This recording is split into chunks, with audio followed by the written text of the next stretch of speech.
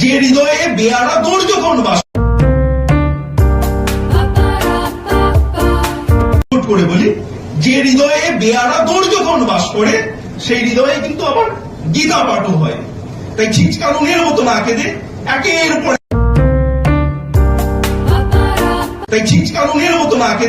একের উপর এক প্রচেষ্টা অন্বেষা করে চলেছে, একের উপর এক পরীক্ষা নিরীক্ষা করে চলেছে, নানা ধরনের প্রকল্প নিয়ে এসছে এবং আরো অনেক প্রকল্প আমরা নিয়ে আসছি।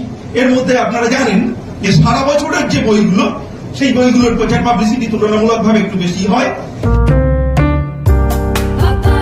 লেখকেরা নানাবিধ প্রশ্ন এবং উত্তর দিয়ে চলছে ভিডিওর মাধ্যমে। এইভাবে শুনতে শুনতে দেখতে দেখতেই একটা হুজুগ তৈরি হয়, সেই হুজুগ আমরা তৈরি করবই। আসলে আমাদের হৃদয় অনেকটাই সেই পিতামহ ভীষ্মের মতো। আমরা কৌরবেও আছি, পাণ্ডবেও আছি, ধর্মেও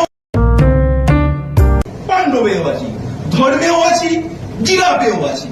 কিন্তু যেহেতু সমাজ, সংসার, অর্থ, এই যে নানাবিধ সুখের হাতছানি, এগুলো তো মিথ্যে নয়, এগুলো সত্য। তাই আমরা আমাদের শরীরটা যেন কৌরব পক্ষেই পড়ে আছে, কিন্তু আমাদের জ্ঞান, বুদ্ধি, সততা, শান্তি এসব তো পাণ্ডব পক্ষে। অর্থাৎ পাণ্ডব পক্ষের দিকে আমাদের মন অল্প হলেও সব সময় পড়ে থাকে।